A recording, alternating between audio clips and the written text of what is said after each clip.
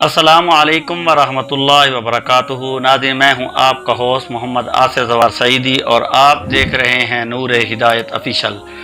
नाज़रीन, साबका दुरूस के अंदर आपने सुना हजूर अकरम नूर मुजस्सम सल्लल्लाहु अलैहि वालैहि वसल्लम के हकूक़ उम्मतियों पर।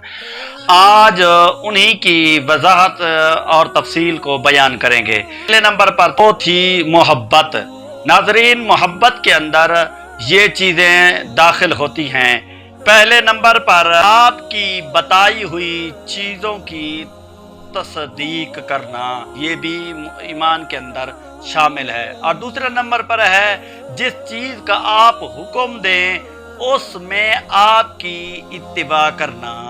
और तीसरे नंबर पर है जिस चीज़ से आप रोकें उस चीज़ से रुक जाना। और चौथे नंबर पर है आपकी लाई हुई शरीयत के मुताबिक अल्लाह रब्बुल इज़्ज़त की इबादत करना। ये तमाम चीज़ें ईमान के अंदर जो चीज़ें शामिल थी। मोहब्बत के अंदर पहले नंबर पर जो चीज़ शामिल है वो है आपकी पैरवी करना।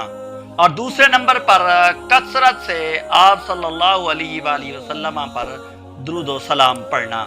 और तीसरे नंबर पर है आप सल्लल्लाहु अलैहि वसल्लम की कसरत से याद करना, आप सल्लल्लाहु अलैहि वसल्लम के दीदार का मुश्ताक रहना। महबूब करीम सल्लल्लाहु अलैहि वसल्लम जिन चीज़ों का और जिन शख्सियात की ताज़ीम का और मोहब्बत का हुक्म दें उससे मोहब्बत करना।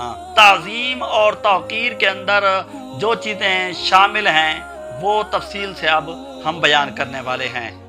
पहले नंबर पर है आपके फरमान व हदीस सल्लल्लाहु अलैहि वसल्लम की ताज़ीम करना। दूसरे नंबर पर है आप सल्लल्लाहु के मस्जिद की ताज़ीम करना। और तीसरे नंबर पर आप जिन चीज़ों का हुक्म दें उनकी ताज़ीम करना। आपकी लाई हुई किताब कुरान मजीद फुरकान हमीद की ताज़ीम व तौक़ीर करना। यानी हर वो चीज़ जो महबूब करीम सल्लल्लाहु अलैहि वसल्लम से मंसूब हो जाए उसकी ताज़ीम व तौक़ीर करना। और चौथे नंबर पर थी दिफा करना। दिफा के अंदर जो चीज़ें आती हैं आप सल्लल्लाहु अलैहि वसल्लम की तालीमात और सुन्नत की तरफ से दिफा करना। और दूसरे नंबर पर आपकी अज़वाज और औलाद की तरफ से दिफा करना। और तीसरे नंबर पर सहाबा किराम रिदवानुल्लाहि अलैहिम अजमाइन की तरफ से दिफा करना।